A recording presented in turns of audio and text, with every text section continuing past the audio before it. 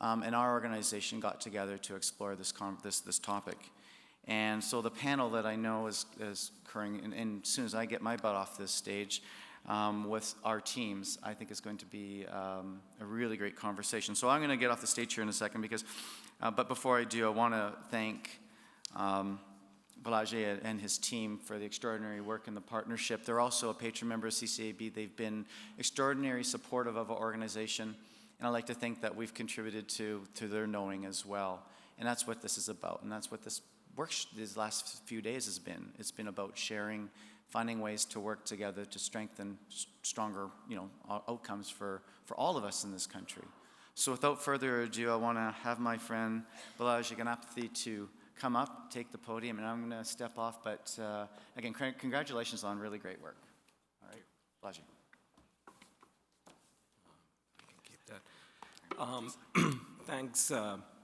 Thanks, JP. I want to give a great shout out to CCAB and the wonderful team at CCAB. Can you put your hands together for JP and the team at CCAB? The kind of work that they and other organizations that are focused on this space do is really critical. And I want to get to the panel, but I want to leave you with 3 thoughts before that of why this sort of a report and why this sort of discussions are important. One is that if you think of it from an employer or from a company perspective, you always sort of think of talent as a pipeline, something that you can develop and coach and bring into your organization. What this report touches upon and what you'll realize is important for innovation to happen is you have to think of it as a pathway so that every individual understands the opportunity that is available for them to flourish, for them to create, and for them to participate in the economy. So that is the first message I want to share, which is captured in this report. The second one is that no one individual or no one organization can do it alone. CCAB cannot do it alone. TCS cannot do it alone. The organizations that are represented in the room here, we can't do this alone. We need to do this together. The power that we have of the shared knowledge and the shared understanding, the cultural context, all of that put together is what is going to make the solutions work. And that is the second message I want to share, which is captured in this report. The third one is that when you think about skills, and this is something you would hear a lot of interesting insights and thoughts about this from the panel. Skills of today and the future of work, it is not a monolith. It is not sitting in one place waiting for us to attain a certain level of expertise. It is a moving target, which means that the agility that is needed in our education systems and the way in which we learn, right from early childhood all the way to adult skilling programs, that needs to constantly evolve and change. It needs to be agile, it needs to be lifelong. And that is the way in which we can prepare and participate in the opportunities that are created in this new future of work. So with that, I want to turn it over to my colleagues, but I also want to thank my team at TCS, who has worked closely with the CCAB to put this together. So put your hands together for them as well. Thank you.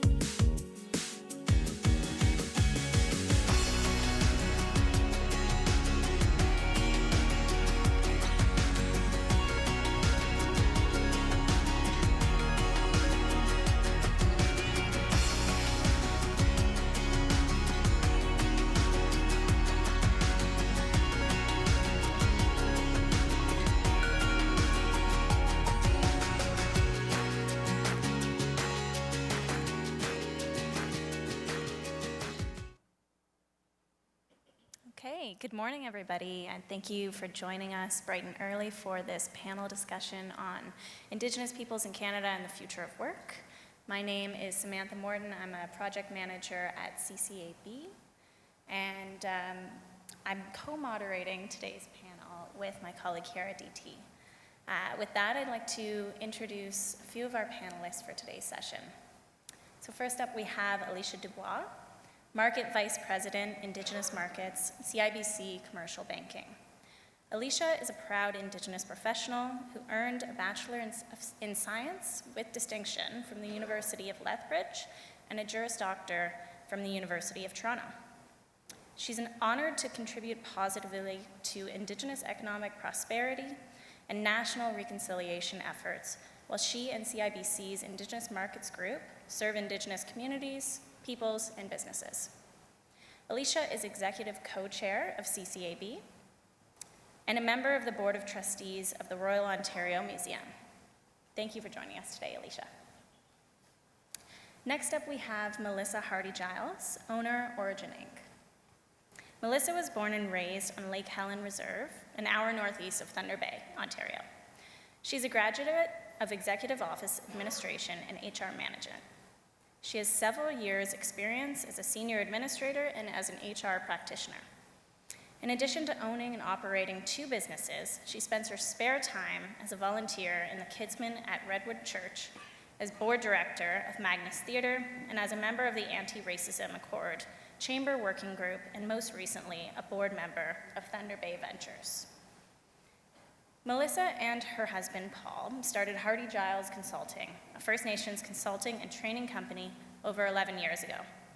The company specializes in developing outside-the-box, innovative approaches and solutions for training, planning, and other specialized projects. They built on that experience to create Origin, a company that Melissa is going to speak to today, that works together with job seekers, Aboriginal communities, and employers in Northern Ontario to enable Indigenous workforce participation. Welcome, Melissa.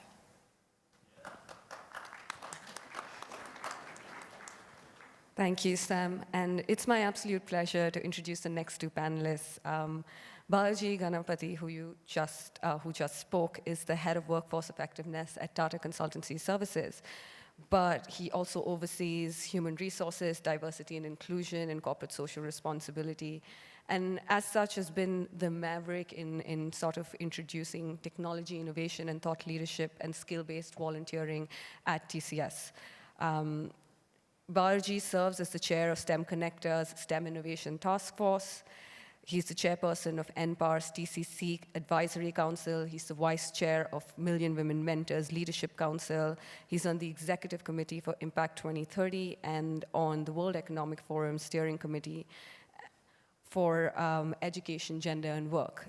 This is all to say that Balaji is a great supporter of equity, access, STEM education, and the talent being prepared for the future of work. And we're very excited to have him here. Next up, Max Skudra, who's been a great ally and a supporter for the last year, and I'm happy to be introducing him. Max has significant experience conducting research on the Aboriginal economy, its entrepreneurs and community-owned corporations, and Aboriginal business relationships. His work at CCAB has informed the Government of Ontario's Indigenous Economic Development Fund, investing $95 million over 10 years in Aboriginal businesses and Indigenous communities. He's also worked directly with the Social Sciences and the Humanities Research Council to identify economic and Aboriginal economic development as an important area of study in their Future Challenges process, and adjudicated SSHRC grants to academic research, over 250,000. Max currently serves on the working committee developing the Indigenous chapter for the United States-Mexico-Canada Agreement, alongside Global Affairs Canada and a small team of key stakeholders, including the Assembly of First Nations, the ITK, and the Métis National Council. He's also a member of the Canadian Project Consultative Committee for the Organization for Economic Cooperation and Development, an international initiative for Indigenous economic development. Welcome, Max. So I wanted to also take a brief moment to sort of introduce and reiterate some of the things that Balaji said, which is our partnership for the last year. It's been one big year for us collaborating, and it's been a seamless and beautiful experience. So much so that Sam and I are one mind and almost one outfit. So we're excited to host this panel to launch the report and to talk to you about the future of work, the talent pipeline, and how we can all come together to develop solutions that are more future forward and address some of the pressing concerns that we will discuss today. So I'm going to jump right into it. So there's a lot of conversation that's been around the future of work, what the changes that they're going to undergo, how AI and cloud are some of the technology that is changing the way that industry works. And so I wanted to understand from your point of view, what is the perspective on this changing nature of work? There's been a lot of doom and gloom and a lot of conversation on the impact of it.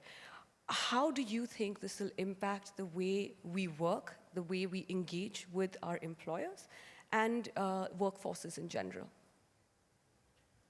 Okay, I can maybe kick it off and provide some context from a global perspective. First of all, it's important to understand the overall context of what's happening, right? So when you hear words like the fourth industrial revolution, what does that really mean? It's just another massive technological shift. The way in which steam, electricity, and computerization changed productivity, work, and the kind of careers and opportunities that society could participate in.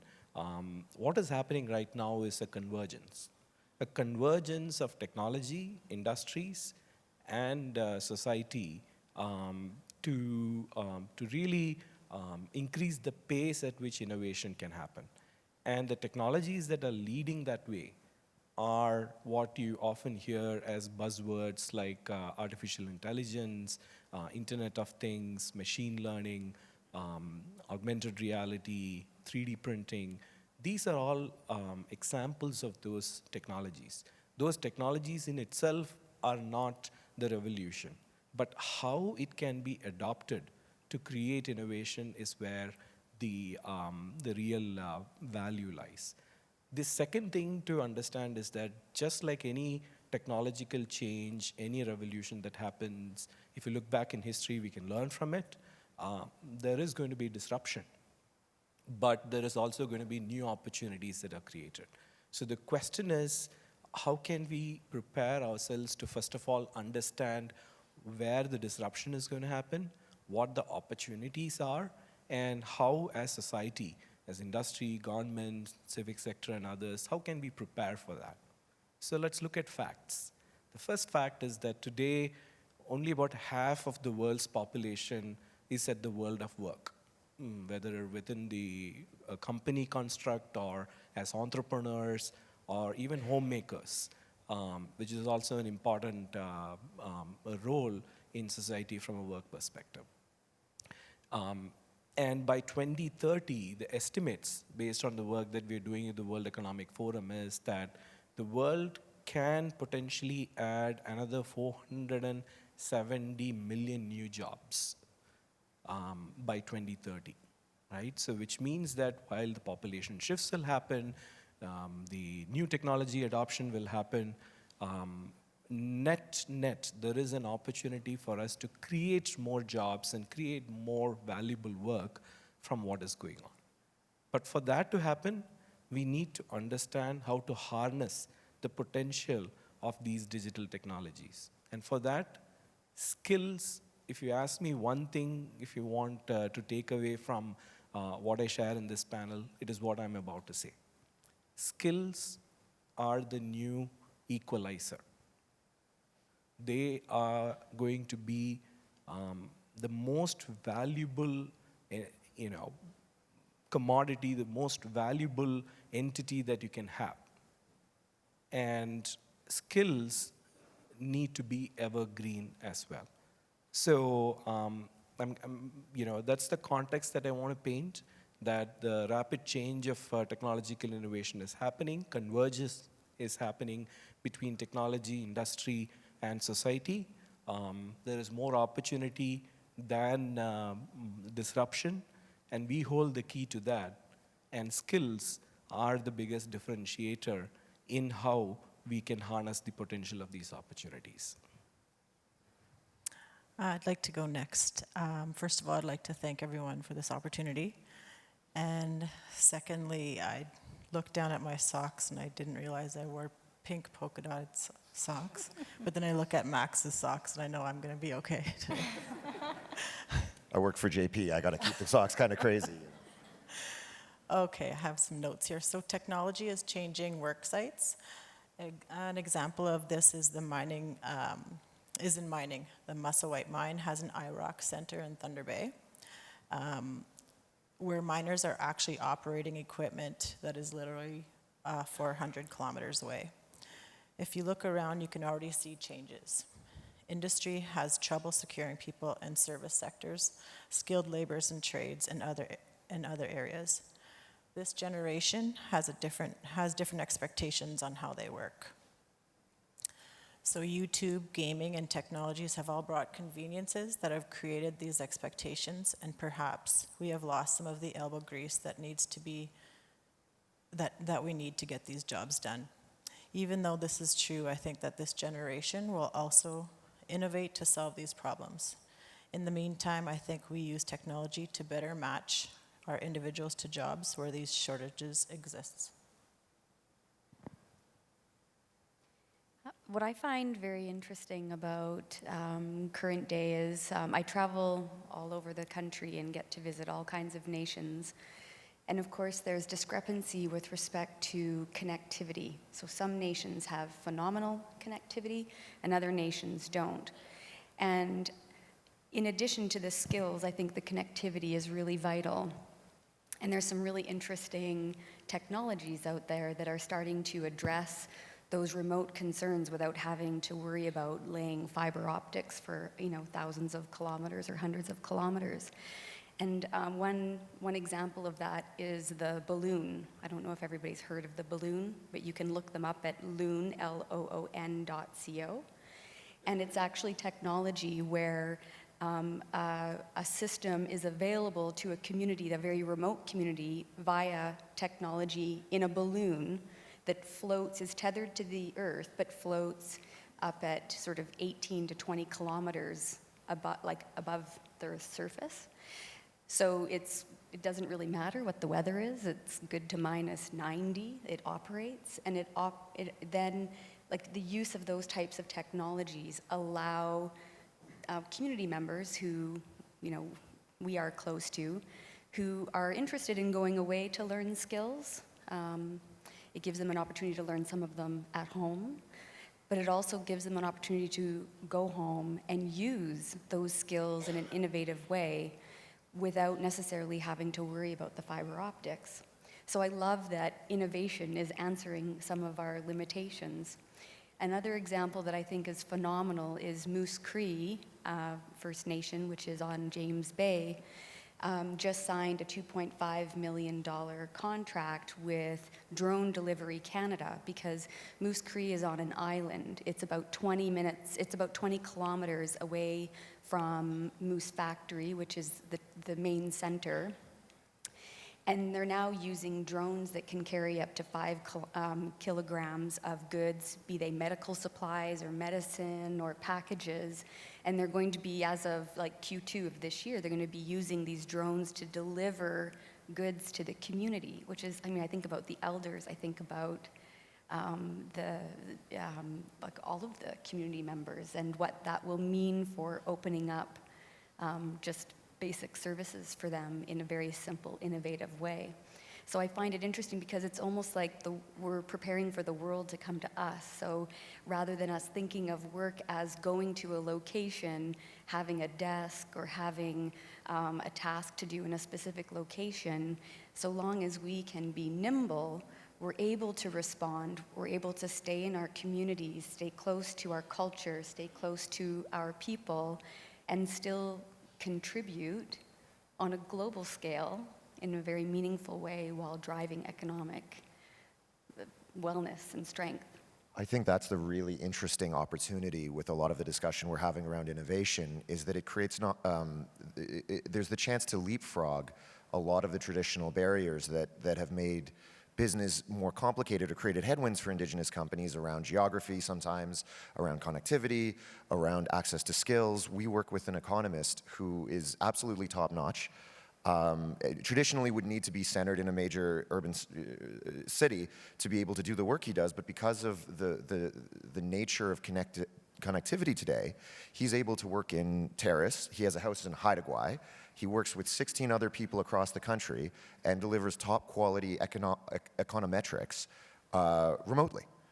So the innovation is shrinking the distance, and in many cases is lowering some of the barriers that have traditionally acted as stumbling blocks.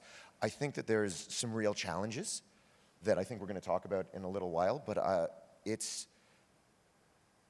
for me, the most interesting thing is the ability to leapfrog over traditional hurdles.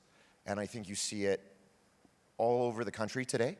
I think you've seen, and Alicia and Melissa have just provided some great examples of Indigenous companies or Indigenous communities leveraging technology to leapfrog in that way.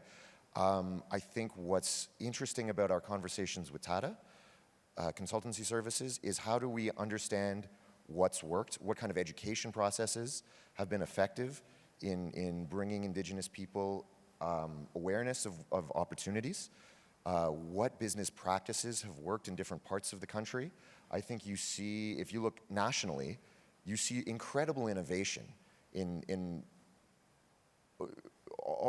many different communities. To me, the exercise of identifying those areas of innovation and spreading those best practices or spreading those discussions to other communities to solve problems that exist. Many of the problems are similar. So once somebody's figured out a great solution or a great process or a great system, I think the people who have done that hard work to develop those systems are more than happy, and generally speaking, take a lot of pride when they can see their innovations support other communities or other people in the country. So I think that when we talk about, for me, when we do this work, when we talk about innovation, when we talk about the future of work 4.0, the revolution, industrial revolution 4.0, what it really, really means to me is a brand new way to solve problems and a brand new way to bring communities together, and an opportunity that is presenting itself and is somewhat once in a lifetime, really, I think. And is important to recognize. It's important to recognize the opportunities, and the reason it is important is not just because these opportunities will solve problems, but because by not recognizing the problems or the opportunities, they have the potential to turn into problems. By putting one's head in the sand, if a company doesn't innovate, it will be out-innovated, and someone else will come up with the innovation that may put that company out of business. So for us, it's really important at CCAB to discuss innovation, discuss the Industrial Revolution 4.0, because we feel that the Indigenous peoples, Indigenous business should be cognizant of what's happening and should have opportunities to take advantage of the changes coming to the economy in Canada today and globally. And it's really important to us at a national level that we don't have a two-track conversation. In one conversation, we talk about Indigenous businesses, and that's great, and Indigenous communities, and in another, we talk about innovation, and those two conversations never have a touch point. I think it's really important that while we talk about innovation, we keep in mind Indigenous businesses that are doing some amazing things, and Indigenous people that are doing some amazing things in the STEM fields. And when we talk about Indigenous companies, we also think about, we keep those two conversations intertwined. So yeah. Thank you, and thank you to all our panelists for answering that first question and really diving into the data, into the examples. I really appreciate that. So I really would like to take this opportunity to pick on my boss publicly, because I know that Max has been leading the research at CCAB for the last 5 years, And I think before we get into the majority of the questions, Max, if you could just set that context for us, what we're seeing from Indigenous businesses, from Aboriginal economic development corporations in terms of innovation and trade and all of the great things that we're seeing through the research at CCAB. Absolutely. And we joke between our team, we joke around quite a bit, and the big thing is always, they make fun of me, but I know that when we're on a podium in front of a big crowd, I'm going to get them back.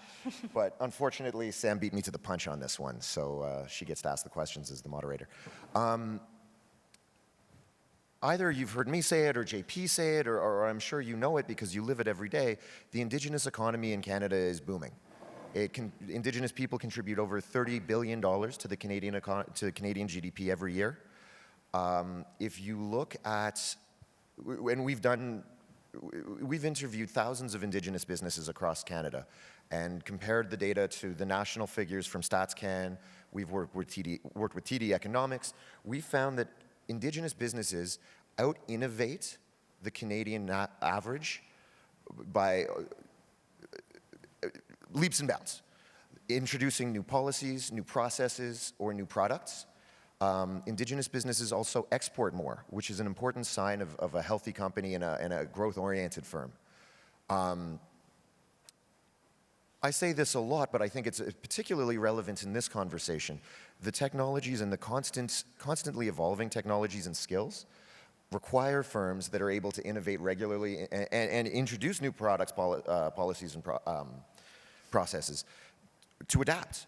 And I think Indigenous businesses in Canada are uniquely well suited to do that and to thrive in the modern economy.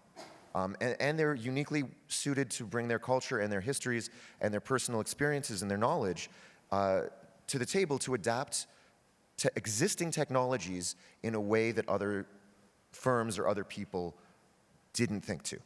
So I think that's where this conversation becomes really interesting for me, is seeing what Indigenous firms are able to do with technologies to adapt them to their own needs to solve their own problems. Thank you, Max.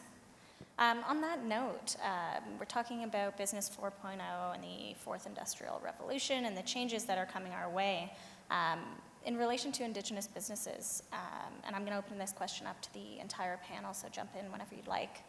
Do you see this as an opportunity? Do you see it as a challenge? Is it a little bit of a mix of both? Yeah, go ahead. So personally, I think that technology will bridge gaps. First Nation communities from the north have barriers that we're all aware of. And using technology will speed up the capacity issues. It opens up a whole new way of experiential learning and ways of working. So again, to set context of the new world of work, right? First was the context around what is changing. In this new world of work, at TCS, when we call Business 4.0, what we mean is that organizations and enterprises are becoming agile, intelligent, automated, and on the cloud. And when you think about that and what it does to the nature of work that happens within an organization, instead of individuals trying to focus on tasks and activities that are overhead, which is project management related or which is process related, they are able to focus very squarely on innovating for the end customer or for the company that is developing the solution for the end customer. So it collapses the hierarchies that exist within an organization where somebody has to create the innovation, somebody then reviews it, and then it goes through a whole roadmap process of how it can be implemented, and then it comes to market, then the consumer uses the innovation, then provides feedback. That is traditionally how things have been working, right? But in this new way of working, all of that is collapsed and is instantaneous. It doesn't take you 18 months to realize whether what you're innovating is going to work in the market or not. It takes you 2 weeks because you're creating a proof of technology, you're creating a proof of concept, and then you're taking it to the first set of users. and bringing the users into the whole innovation process, right? So is this a challenge or an opportunity for the indigenous peoples? I think it is a great opportunity. And why? Because the biggest differentiator between a team that can innovate and a team that does not or does not have that capability is contextual knowledge, knowing what will work with which group in what kind of setting. And where does that contextual knowledge reside? It resides with the users, it resides with the consumers. So, and that is why I think it is a great opportunity, because similar to everybody in the room, indigenous peoples have great contextual knowledge that goes beyond just the specific business or area that they are involved in. And especially as products are, as I said earlier, converging between the physical world, the digital world, and the biological world, having more awareness of what is happening in nature, learning from that, having awareness of what is happening with people, emotionally, culturally, socially, using learnings from that, and then what is happening in the digital world, the digital technologies, and how it can all three come together to create this innovation. So, in terms of contextual knowledge, I think the indigenous people have one, actually, I think they can be ahead of others if we are able to create this awareness, if they are able to understand this new way of work and able to adopt that. I think I absolutely agree with everything that's been said. I think on balance, innovation and the new wave of Business 4.0 will be a major benefit to Indigenous businesses. I think that we also need to focus, to recognize that there are some significant challenges and potential threats to achieving that promise. I think that Indigenous businesses, based on our research, Indigenous businesses operate in every sector, fashion design to IT to construction, mining, energy, all across the board. Statistically, they are slightly overrepresented compared to the Canadian national average in the construction industry, in primary sectors, et cetera. Those are industries that are going to face significant disruption in the next 5 years, 10 years, 5 to 10 years, if not sooner. That means that that opportunity is coming quite quickly. But if that opportunity is ignored, I believe that it will become a threat. But as I'd stated earlier, Indigenous businesses statistically have an incredibly high rate of innovation. So I think that they are uniquely well positioned to adapt those disruptive changes, take advantage of them, and turn them into the opportunities that they should be. I think that if there's one area of concern, it's around the skill set development, specifically the education, which is a well-documented challenge.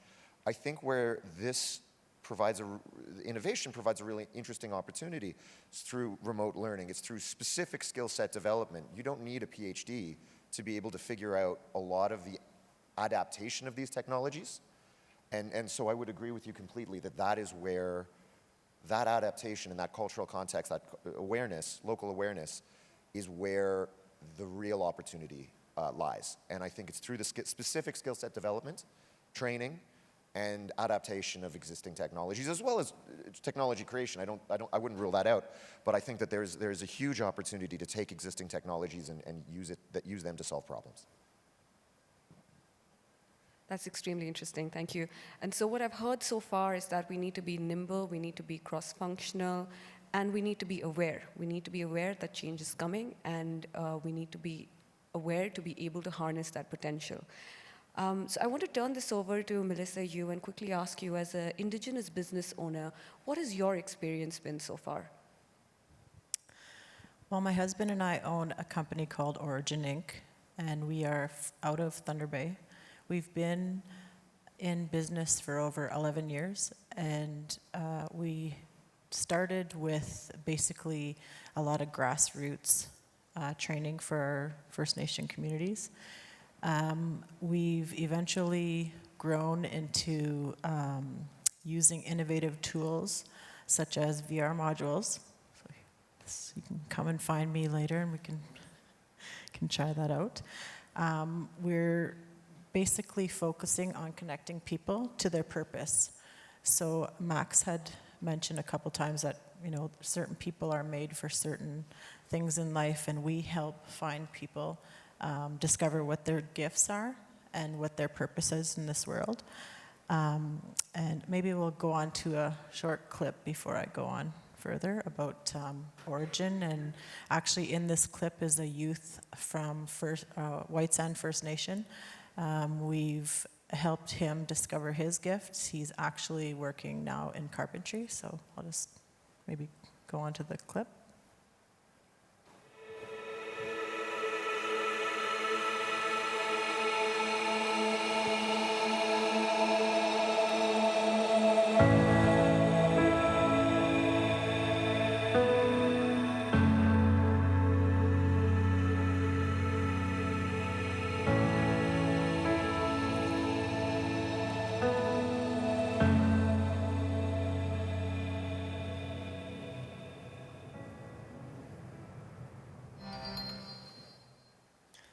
So I get a little, thank you.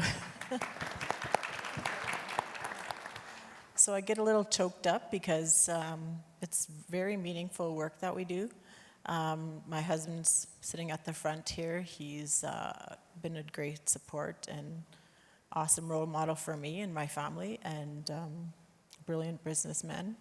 And we're really, really excited to work with people and help them find their purpose through technology. So when Max was also saying about bringing, how we're able to bring these technology experiences to our people, that's what we can do, is we can bring our VR modules to the communities. These people don't have to leave their homes to experience what it's like a day in the life of a miner, lineman, anything in trades actually.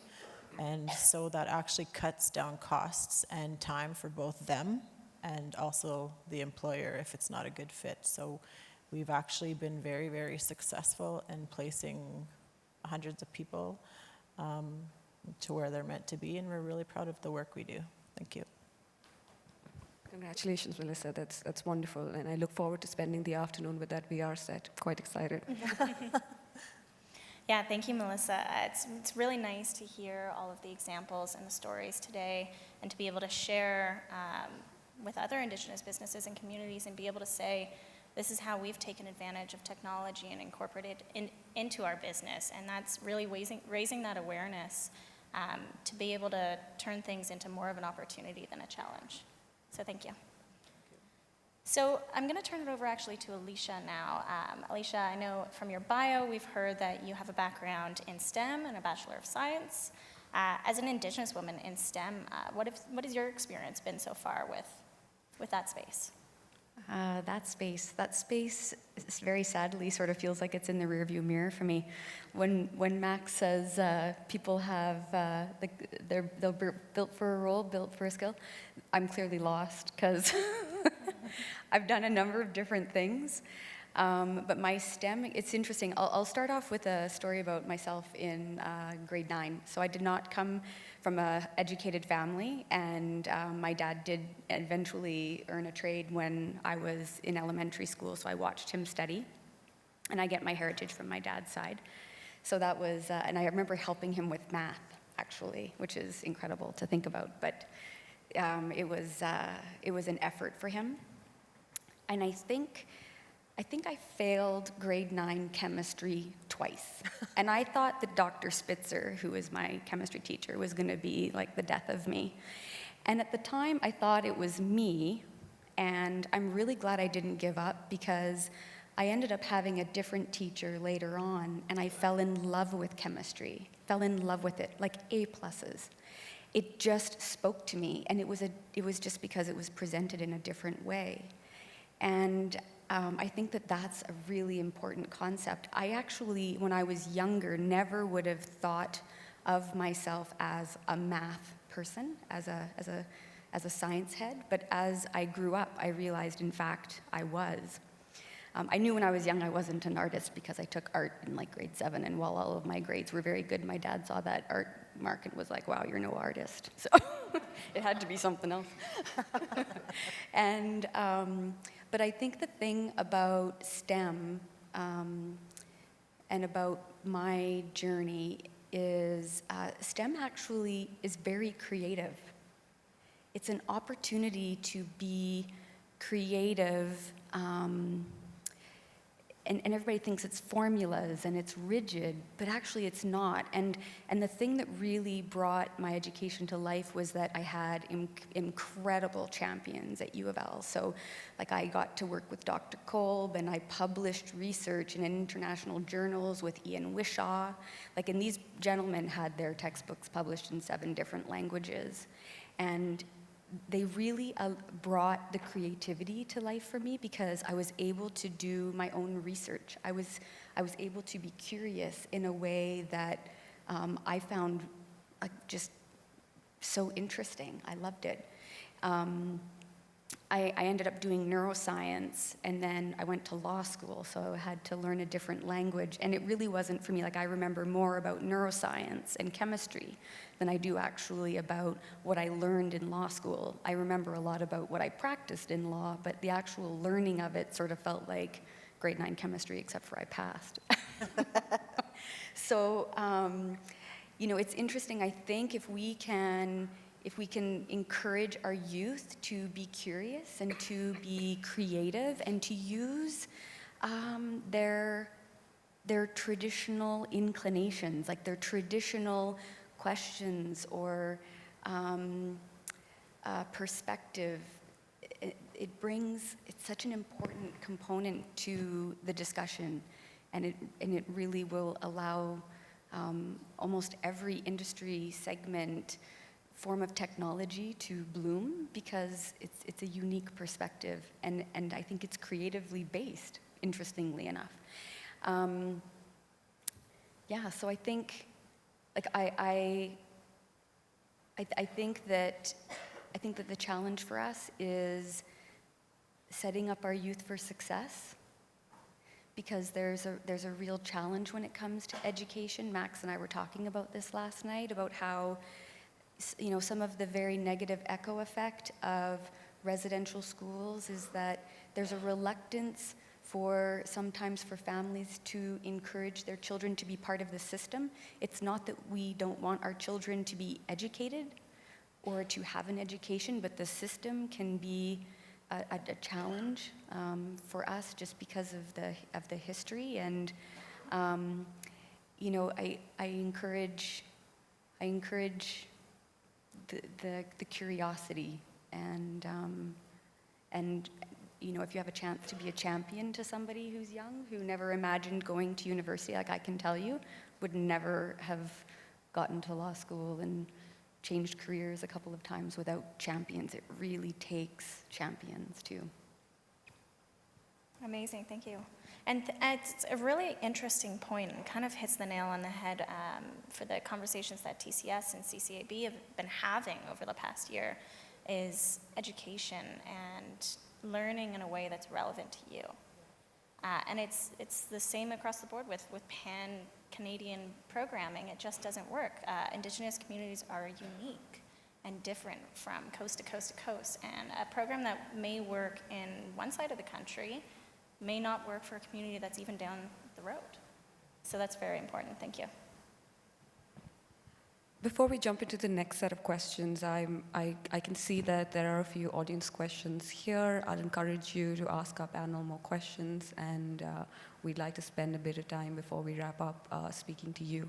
So that was really interesting. I think, you know, making it relevant, making it contextual, those are the themes that are coming out from the conversation.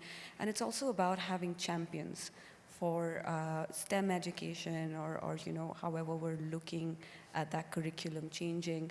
And it's not just, I would think, for just the student. We look at the educators, we should look at the parents and the entire ecosystem. So Balaji, I want to bring you in here, and I want to bring in that industry perspective and ask you really, how can industry, having had that experience, having had that foresight of what change is going to be, how can they play a very, very critical role in this? Yeah, and I'll touch upon some of the questions in my answer around what is the role that the private sector can play in this as well.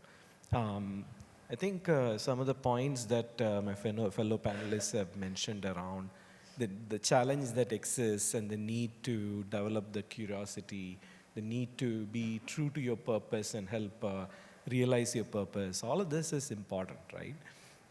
How do you go about doing that when the change that's happening is so rapid? There are three things that are important there. The first one is content. The question here about what kind of occupations and what kind of opportunities exist, the question should be what kind of content in terms of knowledge and skills and experience should we put in the hand of our current workforce and also the students who are coming through the education system. I think that's the more important way to look at it, because then you'll be able to answer what occupations, what kind of opportunities, which are more micro, right? The macro view is that you need to have access to the right kind of content. Content that resonates, content that is personalized to the needs of the different audiences. To your point, I mean, the need of somebody in a residential school may be different if even within the residential school, somebody coming from a family background where they may not have had access to role models from a particular sector, their learning needs are different than the needs that others may have. So the content needs to be relevant to what is going on, but it also needs to be personalized. The second one is context. The content needs to come with context of how to use it in the real world. And that is where the examples that you shared, where I mean, even the short clip, it provides context. It provides context of how the physical and the digital worlds are coming together. And it is through visuals like this, it is through storytelling, it is through providing examples like this that we can create more context of what is changing, what are the new opportunities, how can skills be used, what occupations can be created as a result of that, what innovation can happen. Because in the traditional sector, there is a lot of innovation to be had. But I think in the social sector, social entrepreneurship is going to really boom because the opportunity is there for any individual to become an entrepreneur and harness the potential. Because the access to technology has gone up, the cost of technology has gone down. So content and context are important. But the third element is connection. You may have given people the content that is relevant. You've given them the context of how it can be used. That connection to how people are applying it in the real world. And this is where mentorship, role models, not just for students. It is important for students. It is important for educators.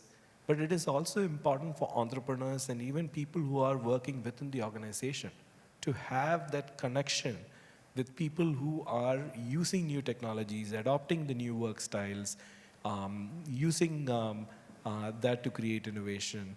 And the combination of these three is what is going to help us bridge the challenges that are very real and that exist today. Content combined with context, combined with connection is what we see from an industry perspective as the way to bridge the gap and overcome the challenges that exist. This is such an interesting conversation, and I apologize, Sam. I'm going to go a little off script. And because you talk about mentorship, I would love to hear your personal experiences of being a mentor and what has that meant to you. Great. Well, I think that it is, how would I put it? I think that what's really important with a lot of these discussions, and I'm going to try to reference some of the questions up there, and thank you, because that's an excellent question. And you've just put me on the spot, because I talking about myself as a mentor, now I feel like I'm going to turn red in the face. I think that it's really about creating opportunities for people that are trying to, in this context, in the technology context, often don't know what they don't know. As people are quite innovative, they're very adaptive. Especially, I think, Indigenous communities that I've met in my personal limited experience are very pragmatic and very adaptive. So I think part of it for me is just once someone sees the technology and sort of has a chance to sort of play with it a little bit, they really quickly create the use cases for it. So I think, it was really interesting for me, for example, hearing about Origin, because we do research all over the country, and this summer we were in over 100 First Nations communities in person, my team and I, and discussing some of these issues. And something I've heard on a number of occasions is like, oh, okay, well, we'll train someone to do mining because they want to get into mining because, their friends have done it and their parents have done it and they're the guys with the new trucks and the women with the nice sleds or whatever. And so they want to do it, and then they do all this training and spend a bunch of money and a bunch of time. They get into the mine and they're like, oh, wait, I don't want to do this. This isn't where I want to be for work. It's a tough job. So finding something like that, I think, is really interesting. It was really cool for me to hear about it. When it comes to mentorship, I think that what really works is as you provide opportunities to people, what has been rewarding for me, or what I find to be very interesting or cool, is when you give someone an opportunity and then they're able to take it. You can't. It's like giving someone a fish or teaching them to fish. As you can show people, as you can give people opportunities that they are then able to grow into, I think that's what I like to think of as mentorship. And I think that in that area, in this conversation, there's so much room to show people what the technologies are. And once you've shown them, they run with it. The folks are able to take these skill sets and take these technologies and adapt them to their personal needs and solve their personal issues in ways that the whole point is that they can do it in ways I don't think of. And the drone deliveries in Moose Cree are a great example. Some of the connected work stuff is a great example. The balloons to increase accessibility and connectivity is a great example. I think, I'm thinking there's a Métis businessman based out of Manitoba, Bruce Hardy, and obviously food security is a very real challenge, to touch on one of the points. Real challenge in many First Nations communities is food security, access to good food. The first answer I get from people in Toronto is, well, why don't you build greenhouses? Well, the problem is in a remote community, the unit cost of getting fuel and energy to those greenhouses is higher than the cost of importing the food directly, so it doesn't work as a business model. What Bruce has done is he takes Arctic char, he takes the poop from Arctic char, grows an algae from the poop, turns the algae into a nutraceutical pill, an all-natural pill that reduces blindness in type 2 diabetes. The value of that pill is the revenue stream. It can be shipped out of a First Nations community, a remote community. It's pills. It's fairly light. A drone could carry it out of Moose Cree, for example. The byproduct of this business is Arctic char salmon. So it's a business that creates a solution to food security in remote communities while generating revenue. When I visited his lab in just outside of Manitoba, he had a dozen PhDs working on his formula using machine learning to perfect his work. I think that this is a fairly sophisticated example of this problem solving, but and somebody taking a technology and adapting it to his local need. But I think it's a great example, and I really like to talk about it. I hope that gets to the point of the mentorship. I think really mentorship is about giving people an opportunity to come into their own. For me. Yeah, I think I agree with that. When I am part of a mentorship program, and it's some of the most precious time that I get to spend with junior women. So I mentor junior women. I learn as much from them. It's such a cliche, everybody says that, but when you really do get into these relationships, you do learn as much from them as they learn from you.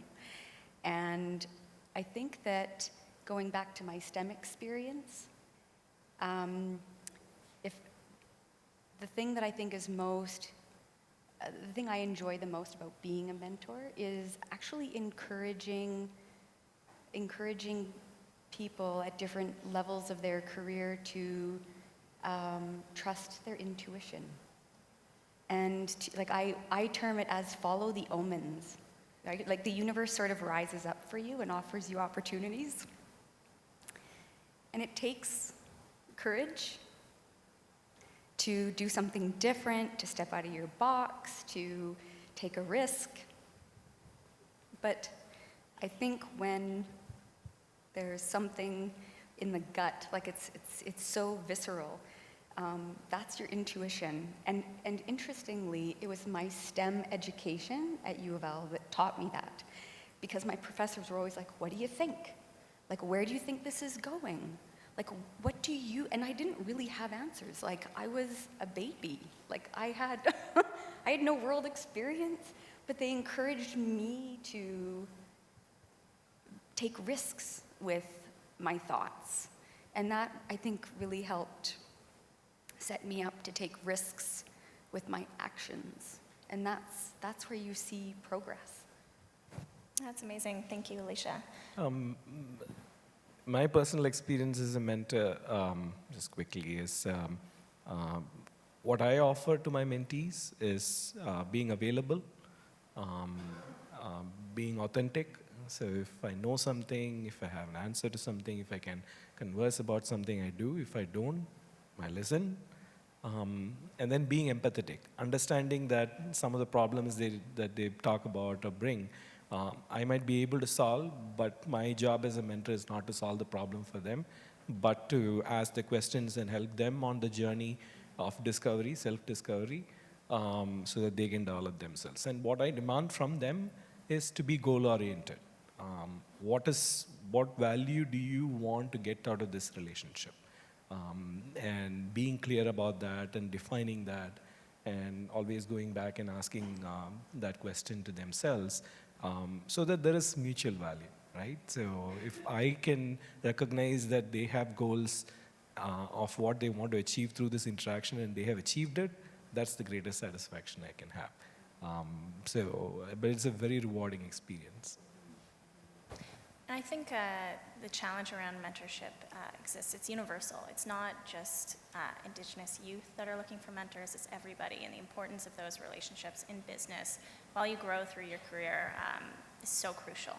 So I'm actually just going to jump over to one of the Slido questions that's receiving a bit of attention.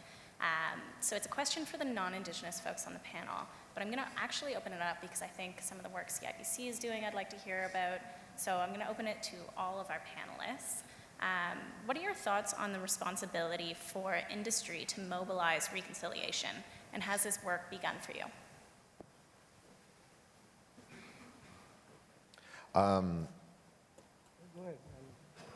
I think that this summit, I think that the work we're doing with TCS, I think that industry is doing really groundbreaking stuff around reconciliation in a way that's contextual and makes sense to their organizations. I think that some of it is not discussed publicly. The amount of business, I think Alberta is a really interesting example for this, actually. The amount of integration and engagement between the oil and gas sector and Indigenous communities in this province is a shining example, should be, in my opinion, a shining example of how to do collaborative work with Indigenous communities. And I think that I always love coming here because seeing the good work that's already been done and continues to be done. Some of the communities here have a higher individual income than either the national or the provincial average. I think that there are real examples of this being done right. I think that from my experience, and this is a little complicated for me to speak about as a non-Indigenous person, But I think that the attitude that a number of companies that I've had the pleasure of working with, TCS being a great example, specifically in the work we've done with Christine, has been really great. Who's driven a lot of this project and is in the audience, by the way, and is a really amazing trailblazer in this conversation. If we could get a round of applause, please. Thank you. So coming with the attitude of, okay, well, look, we know something needs to be done. We know we want to figure out something to do, but we don't want to dictate the answers. We don't want to dictate the solutions. I think it gets back to your point about the contextual knowledge, and we bring something to the table that's meaningful and significant, jobs or training or skills or knowledge, resources, experience, but we also realize that force-feeding that or cookie-cutter solutions in this context are really inappropriate, and we want to take an honest and sincere relationship-based approach. I think that's something you're seeing more and more. I think our PAR program, Luann, is an amazing example of how companies can learn and integrate throughout their organizations a perspective on engaging with Indigenous people, communities, and businesses, and an attitude and a mentality that is at the really the point of reconciliation, which is how do you kind of engage in an honest way and build sincere relationships. So I think industry is doing some really great stuff in that regard. I don't think, if there's a criticism, I would say that I don't think it's spread out widely enough. So I think you have incredible examples of it, and the examples are growing rapidly. But I would like to see, and I'm excited to see that spread continue. But you know, you don't climb a mountain in a step, so. Since the question is on the industry, I mean, thank you. There's been great work that's happened between TCS and CCAB to look at these particular issues and work on that. I think, to Mac's point, I think there are different maturity, different companies are at different maturity level when it comes to participation in reconciliation, participation in partnerships, participation in providing resources and support. Sometimes the intent may be there, but not being aware of what exactly the need is, and there's no excuse, right? So to Mac's point, I think it is important to have more awareness created on how industry can play a role that is equal level in terms in that process, rather than parachuting in and trying to come with a, hey, here is a solution that I already have, let's implement it, right? So having that participative mindset can come if we create more awareness around opportunities like this, and then bring that to the attention. I mean, in this particular case, on the issue of skills, on the issue of technology and the future of work, we as an organization recognize that there is going to be more disparate impact if this topic and this issue is not addressed now at a national level for the Indigenous people, but also for all Canadians. So, which is why we are so immersed in this, because it is important to raise the level of awareness and also talk about it at a micro level of what does it mean for different sectors, different kind of people, and what role all of us can play in creating solutions for that. And I think that is important for all of us to articulate as and demand from industry, that don't just play the role of being a partner or providing the funding or providing the resources. Have a multi-lateral approach in terms of how you want to engage and ask of that. Because especially companies like us, companies like CIBC, the larger organizations have a lot of resources and potential that can address those different elements. Funding, thought leadership, technology, people. So think of it from that perspective and demand that the industry participates and supports in that way. From an industry standpoint, I think education is key. So education internally within your organization about Indigenous affairs, about Indigenous history, as in the Canadian history, our joint history.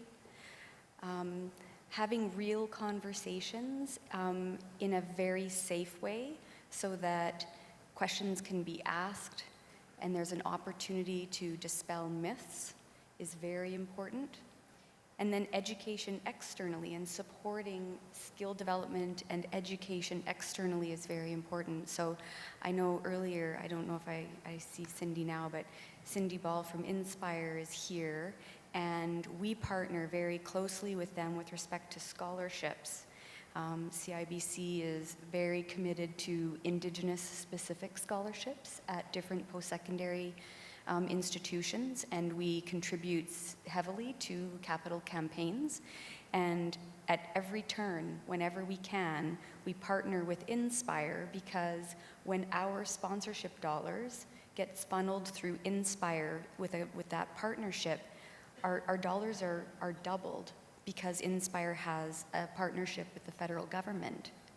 So, recently Roberta and I were at the University of New Brunswick, and we were really proud because CIBC donated $500,000 to just Indigenous scholarships at UNB, and that turned into $1 million thanks to Inspire. That's amazing. So for all of you industry players who are engaged in this type of community investment and giving, there are partners out there that can drive your dollars further than you can imagine. And I think that the partnerships, the education, and inviting your Indigenous employees to a safe place where they can talk about who they are, where they come from, what motivates them, would be, I think, incredibly inspiring for your workforce. Because it's one thing to read it in a newspaper, it's another thing to sit with somebody. Absolutely, and thank you, Alicia. And I'm really glad to see most of our panelists bringing up education as such a crucial step in this process. And it's something that TCS and CCAB have been discussing lately around STEM programming, and we've seen what hasn't worked in the past, but really diving into what would work or what some of the best practices would be in that area. So I'd love to hear the panel's thoughts on that. I can share some learnings from the work that we've been doing in this space, especially in the primary and the secondary schools in the country. In the opening video, you saw a short message around the program called Go IT, which is something that we designed as an opportunity for young kids to experience the joy of creating something new using technology, using design thinking, using human-centered design to identify problems that they see around themselves, and then learn technology, prototyping, agile methodologies, and use that as a way to create a solution around that. Now, take the example of Toronto, where we've been working with the Toronto District School Board since 2014. So one key message is long-term partnerships, right? And over this period, what we have been able to realize is that the needs that exist from an education perspective have common areas that can be addressed at a macro level, but are nuanced when it comes to school networks, to schools, to specific students. So it needs to be very modular and flexible in terms of how it can be taken and implemented in the classroom.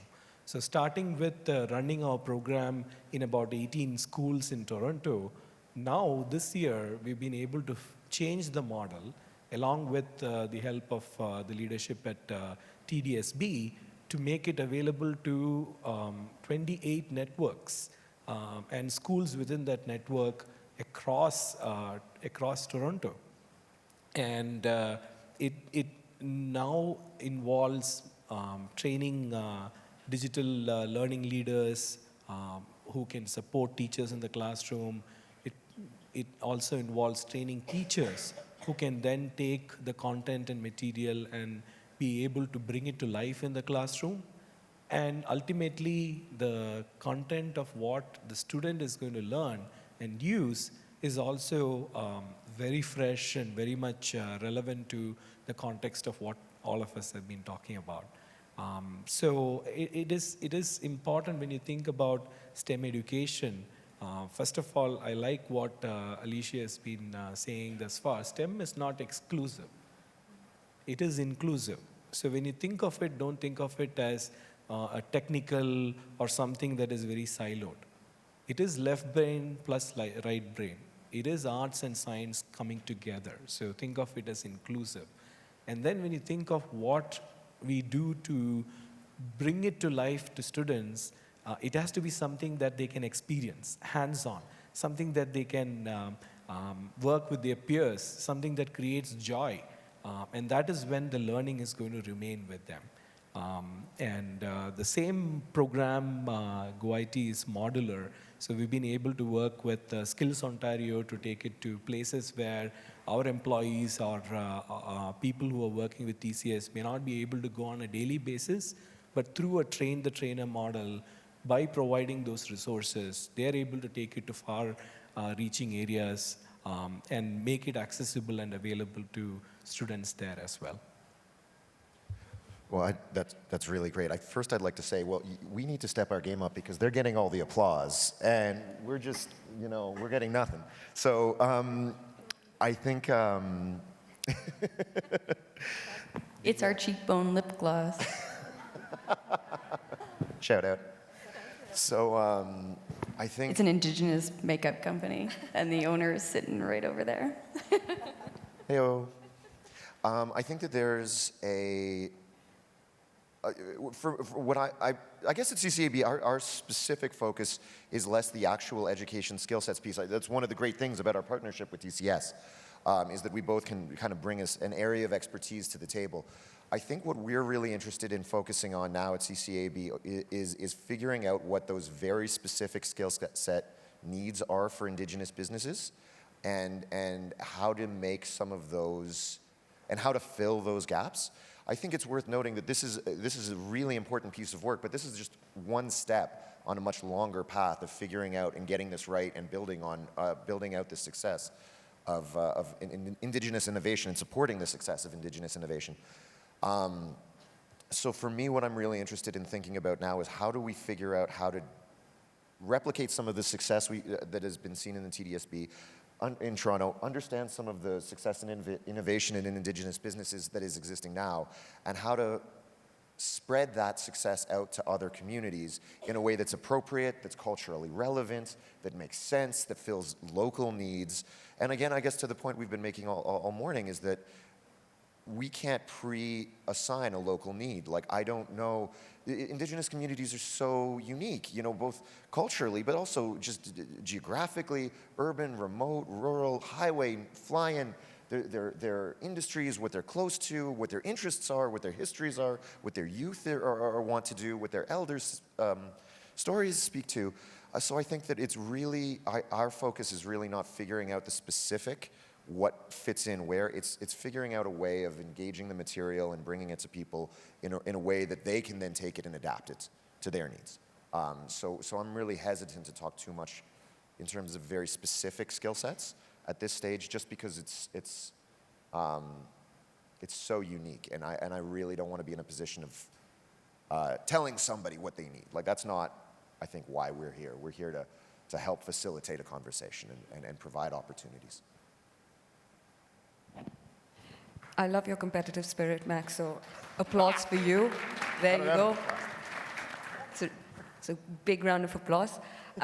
So let's jump a little bit into specifics. We've heard a lot about changing skill sets, different forms of learning.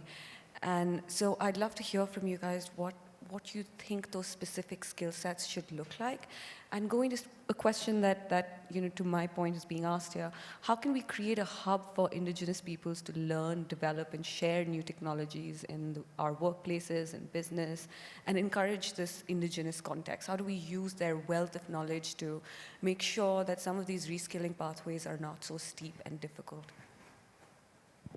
Maybe I'll speak to that. Please, yeah. So one thing that our main goal at Origin is to have a library of trades and careers available to Indigenous and non-Indigenous people. I believe that there's so many connections that have to be made to careers in order for people to be successful.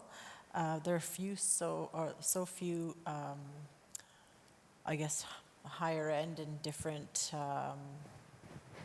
jobs and careers that are represented in the communities. So you're basically looking at, like the band office and the police and the health and teacher. So they don't see a lot of the other careers that are out there. So I don't think because they're not shown in their communities, they feel disconnected and they feel a million miles away from some of the opportunities to them. So it becomes irrelevant.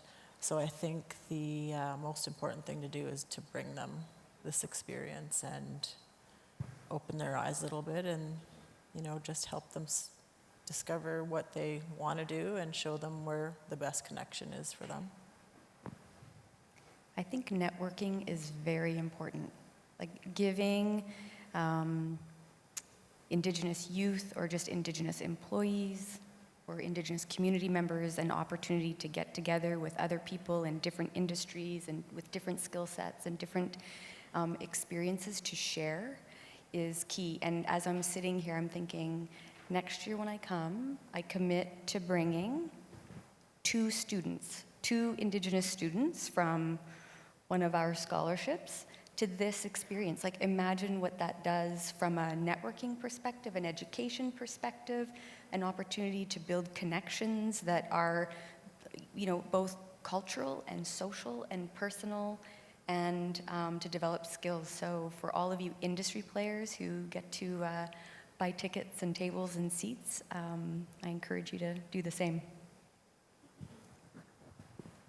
I think rather than specific skill sets, again, I would say 2 things have to happen, right? One is companies need to be more transparent and visible in terms of what are the careers, what are the occupations they are hiring for, the trends that they see in terms of those opportunities, and be more transparent in putting it out so that others can see it.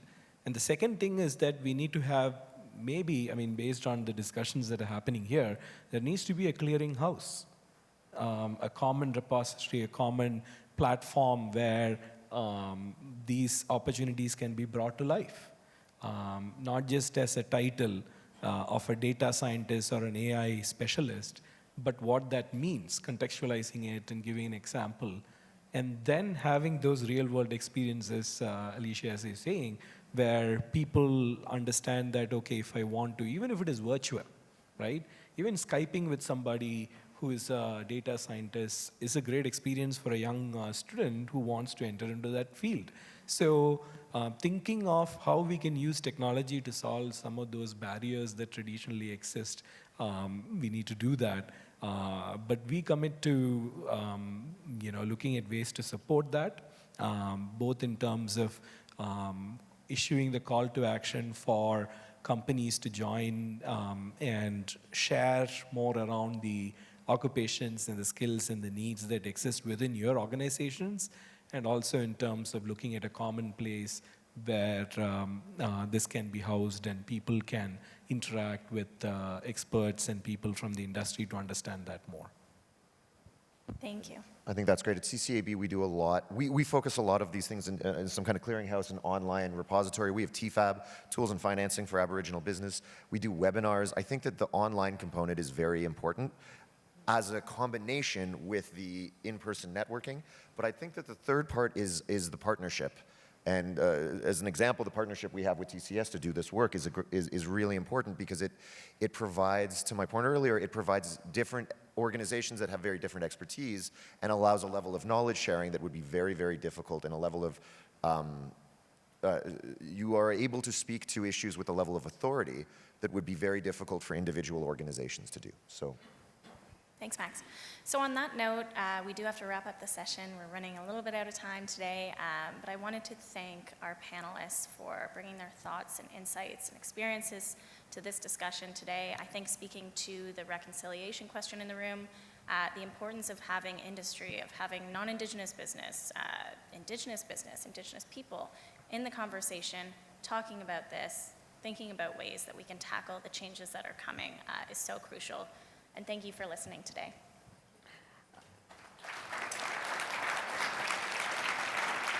Just a quick note. It's just wonderful to have so many champions sitting here and having this extremely interesting conversation. I didn't realize I was on a panel moderating. I was immersed in the discussion, so we could have gone on for a couple of hours, I'm sure. You have our little overview document of the report that we released at your tables today, and should you want to visit the page that has the full report, there's a little QR code at the back. Scan that and visit our report, give us feedback. We'd love to learn from you on this journey that we're doing together. So thank you so much.